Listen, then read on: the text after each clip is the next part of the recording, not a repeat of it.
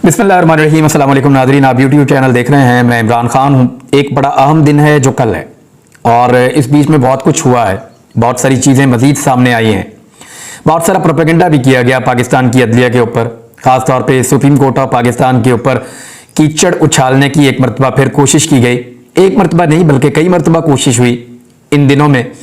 और chief justice of Pakistan की मुबैना तौर पर साद साहिबा की एक ऑडियो भी मार्केट में लॉन्च की गई और सारे मीडिया को जादू से पता चला कि ये audio chief justice of Pakistan की मुबैना तौर पे उनकी सास की है और सारे मीडिया ने कि तहलका मच गया, ऑडियो आ गई मार्केट में और मुतनाज़ हो गया मामला।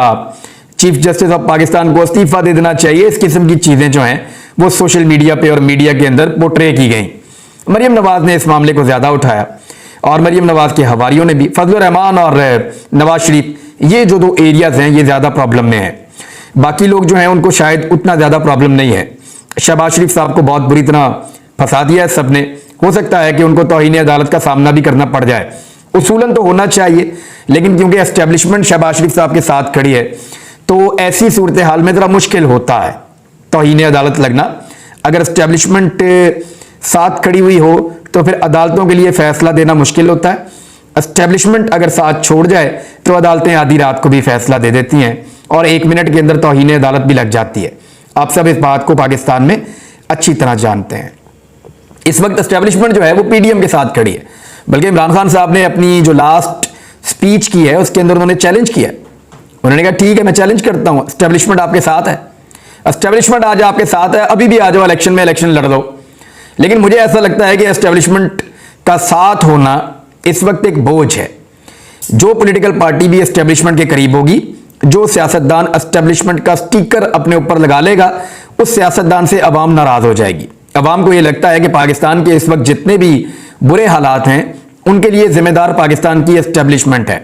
अवाम ये समझते हैं कि जो कुछ पाकिस्तान के साथ हुआ गुज़िश्ता 70 सालों में, गुज़िश्ता 70 सालों के अंदर जिस तबाही से पाकिस्तान दो चार हुआ, जिस किस्म की गलत पॉलिसीज यहां पे चलाई गई और पाकिस्तान जब भी आगे बढ़ने लगता था तो पाकिस्तान को ब्रेकें लगा दी जाती थी, तो इन ब्रेकों के पीछे पाकिस्तान की एस्टेब्लिशमेंट, बल्कि 4 तो फौजी डिक्टेटर आ गए बीच में और जनरल बाजवा के कारनामे अपनी जगह पे हैं, तो वो एस्टेब्लिशमेंट के एक किरदार को लोग बड़ी शक की नजर से देखते हैं और उससे नाराज हैं।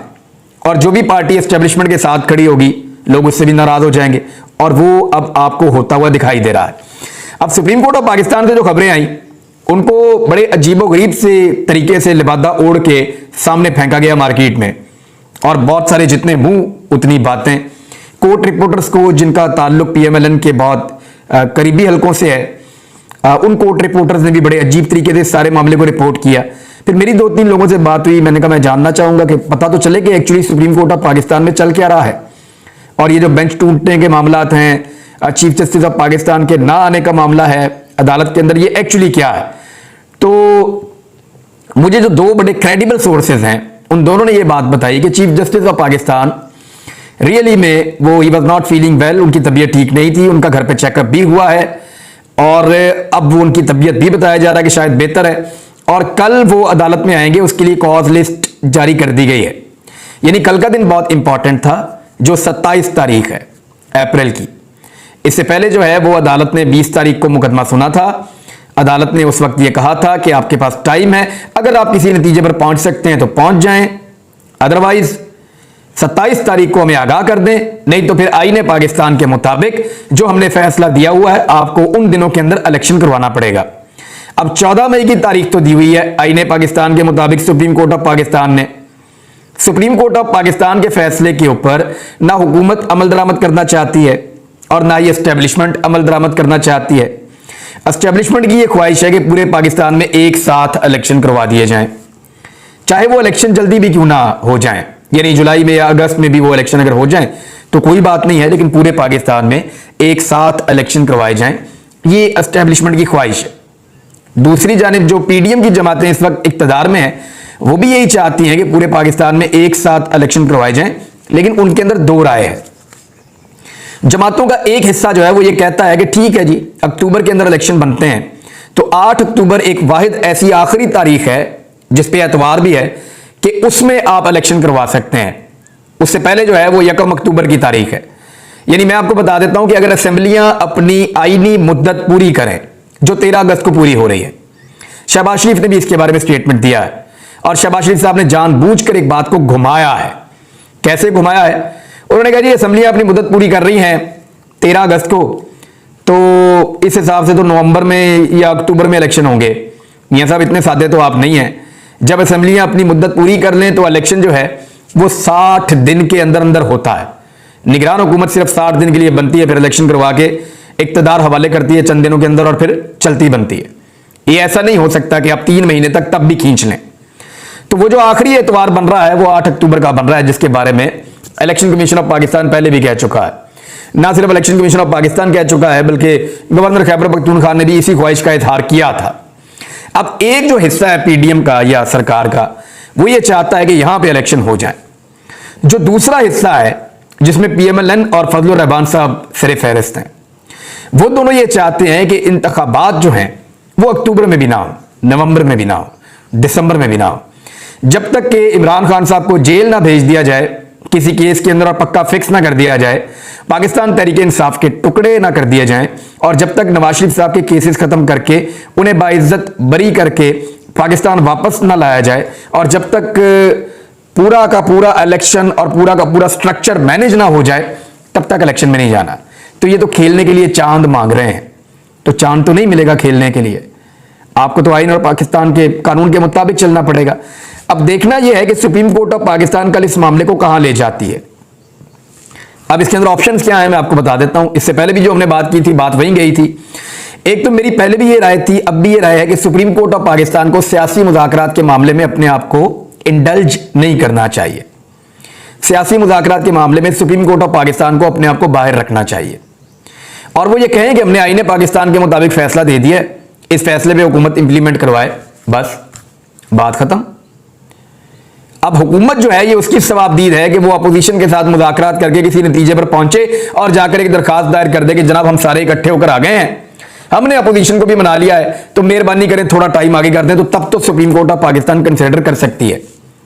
लेकिन खुद से सुप्रीम कोर्ट ऑफ पाकिस्तान को यह ऑप्शन नहीं देनी चाहिए कि आप मुज़ाकरात करें। उसके ऊपर जो है वो अजीबोगरीब किस्म के स्टेटमेंट दिए जाते हैं। यहां पे शहबाज शरीफ साहब का स्टेटमेंट है, मैं आपको पहले पढ़ के सुना देता हूं तो आपको आइडिया हो जाएगा कि एक्चुअली यही होना था। फाइनली जब सुप्रीम कोर्ट ऑफ पाकिस्तान ने एक नरम पिच के ऊपर मामले को लेगी, क्योंकि एजेंसियों के सरबराह आए थे अदालत के अंदर और अदालत के सामने बहुत सारी चीजें रखी थी, और ये जो चीज है कि पाकिस्तान में अगर एक साथ इलेक्शन ना हुए तो इलेक्शन की क्रेडिबिलिटी उसके ऊपर कह रहे हैं जी सवाल उठ जाएगा, और दूसरा कहा जा रहा है कि इलेक्शन को लोग मानेंगे नहीं और एक अनारकी पाकिस्तान के अंदर रहेगी और उसकी वजह से एक पॉलिटिकल इंस्टेबिलिटी होगी और वही पाकिस्तान की मईशत को खराब करेगी। अब ये मामला जो है तो फिर सुप्रीम कोर्ट ऑफ पाकिस्तान ने एक रास्ता दिया था। मुझे नहीं लगता सुप्रीम कोर्ट ऑफ पाकिस्तान को यह रास्ता देना चाहिए था। सुप्रीम कोर्ट ऑफ पाकिस्तान के पास रास्ता सिर्फ एक ही होता है, वो होता है आईने पाकिस्तान का। हाँ, हुकूमत के पास ये इख्तियार है कि वो आईन में जाकर तरमीम कर लें और वो ये कहें कि क्योंकि आईन में तरमीम हो चुकी है लिहाजा अब इलेक्शन 90 दिन के अंदर नहीं होगा, इलेक्शन पूरे मुल्क का एक साथ ही हुआ करेगा। हालांकि कभी नहीं, कहीं भी आईन में नहीं लिखा हुआ कि पूरे पाकिस्तान के अंदर इलेक्शन एक साथ होगा, यानी चारों सूबों का और वफाक का इलेक्शन एक साथ होगा, ये कहीं नहीं लिखा हुआ। आजाद कश्मीर के इलेक्शन भी अलग होते हैं और वो तो वैसे अलग टेरिटरी भी है, लेकिन आप गिलगित बल्तिस्तान के इलेक्शन देख लें, वो भी अलग होते हैं। तो इस तरह अगर पूरे पाकिस्तान के चारों सूबों के भी अलग अलग हो जाए तो प्रॉब्लम तो कोई नहीं है। लेकिन अब अगर सबकी जिद है कि एक साथ इलेक्शन करवाने हैं तो फिर सारे मिलकर जाके सुप्रीम कोर्ट ऑफ पाकिस्तान में कहें तो अलग बात है, लेकिन सुप्रीम कोर्ट ऑफ पाकिस्तान सालसी का किरदार अदा नहीं कर सकती, उनको करना नहीं चाहिए। उन्हें सिर्फ आईन के मुताबिक फैसला दे देना चाहिए, चाहे हुकूमत उस पर अमल करे या ना करे। नहीं करती तो फिर आईन और कानून के मुताबिक देखें कि ऐसी हुकूमत जो आईने पाकिस्तान के मुताबिक सुप्रीम कोर्ट ऑफ पाकिस्तान के फैसले के ऊपर अमल नहीं कर रही, उनको सजा क्या देनी है, फिर जाके उसके मुताबिक सजा दे दें। अब शहबाज शरीफ कह रहे हैं कि सुप्रीम कोर्ट का काम पंचायत नहीं है, आईन और कानून के मुताबिक फैसले करना है। बिल्कुल ठीक बात है, सुप्रीम कोर्ट ने आईन और कानून के मुताबिक फैसला दे दिया है, शहबाज शरीफ उसके ऊपर अमल दरामद करें। ये जो पंचायत वाला मामला है ये सियासतदानों का काम है, वो खुद ही अपने मामलात करें। और उन्होंने कहा कि सालसी और पंचायत सुप्रीम कोर्ट का काम नहीं है। वज़ीर-ए-आज़म हाउस में इत्तेहादियों का जो इजलास हुआ था उसमें शहबाज शरीफ ने कहा कि इत्तेहादी जमातें इस बात पर मुत्तफिक हैं कि आम इंतखाबात अपने मुकर्ररा वक्त पर होंगे उन्होंने कहा कि पार्लियामान को सुप्रीम कोर्ट के 3 रुकनी बेंच के इकदाम पर तहफ़्फ़ुज़ात हैं और पार्लियामान ने उसको कबूल नहीं किया। सालसी और पंचायत इनका काम नहीं है, उनका काम कानून और आइन के मुताबिक फैसले देना है। लिहाजा इस बारे में कि एक दिन इलेक्शन होने चाहिए और कब होने चाहिए, इस बारे में इत्तेहादी जमातों के अंदर मुकम्मल इत्तफाक है कि इलेक्शन नवंबर में होंगे। भी नवंबर में तो मियाँ साहब फिर आप एक दफ़ा आइन की खिलाफ वर्जी कर रहे हैं। आईने पाकिस्तान के मुताबिक आपकी हुकूमत खत्म हो जाएगी 13 अगस्त को। 13 अगस्त को जो हुकूमत खत्म हो जाएगी उसके 60 दिन के बाद आएगा 13 अक्टूबर या एक आधा दिन आगे पीछे 31 की तारीखें भी होती हैं। तो उससे पहले वाला जो एतवार है वो 8 अक्टूबर है। तो आपको अगर 60 दिन की हदूद के अंदर रहना है तो फिर आपको अक्टूबर की पहली 10 तारीखों के अंदर इलेक्शन करवाना है। अक्टूबर के पहले 2 हफ्तों के अंदर आपको इलेक्शन करवाना है। लेकिन अगर आप एक मरतबा फिर आइन को तोड़ना चाहते हैं तो फिर नवंबर भी गया, दिसंबर भी गया, तो जनवरी भी गया, 2025 तक आप इस निज़ाम को खींचिए। लेकिन जितना आप इस निज़ाम को खींचेंगे पाकिस्तानी आपको खींचेंगे और आपको रगड़ा देंगे। आपको रगड़ा लग रहा है मियाँ साहब, और ये महसूस हो रहा है पूरे पाकिस्तान को। आप लोगों के चेहरे देखकर लोगों को आइडिया हो जाता है कि रगड़ा अवाम ने बहुत ठीक ठाक लगा दिया है और ये रगड़ा और लगता जाएगा। जितनी जल्दी इससे जान छुड़ा लें अच्छा है। सुप्रीम कोर्ट ऑफ पाकिस्तान आइन के मुताबिक इलेक्शन कमीशन ऑफ पाकिस्तान के खिलाफ भी एक्शन कर सकती है। वो बुलाकर इदारों को डायरेक्ट अहकाम भी दे सकती है कि पैसे फौरी तौर पर जमा करवाए जाए इलेक्शन कमीशन को। और यह भी कहा जा सकता है फौज को बुला के कि आप फौरी तौर पर सिक्योरिटी प्रोवाइड करें, और आईजी को अहकाम भी supreme court of Pakistan directly जारी कर सकती है और उन अहकाम की रोशनी के अंदर उनको इलेक्शन करवाने पड़ जाएंगे। फिर भी इलेक्शन कमीशन ऑफ पाकिस्तान याद रखिएगा कि इलेक्शन नहीं करवाएगा, क्योंकि इलेक्शन कमीशन ऑफ पाकिस्तान उसके बारे में बाज़ लोगों का यह कहना था कि मुंशी है और जो PMLN कहते हैं वैसे चलता है, या जैसे पॉलिटिकल पार्टीज PDM की जमातें वो कह रही हैं वैसे चलता है और एस्टेब्लिशमेंट से लाइन लेता है। इमरान खान साहब ने कहा था ये तोहफा भी उनको बाजवा साहब ने दिया था।